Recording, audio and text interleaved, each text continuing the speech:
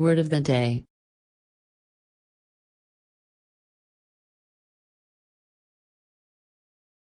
Tornado, noun.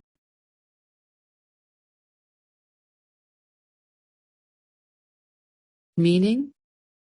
A narrow, violently rotating column of air, generally funnel-shaped, that forms from thunderstorm and stretch to the ground and travel with ferocious speed.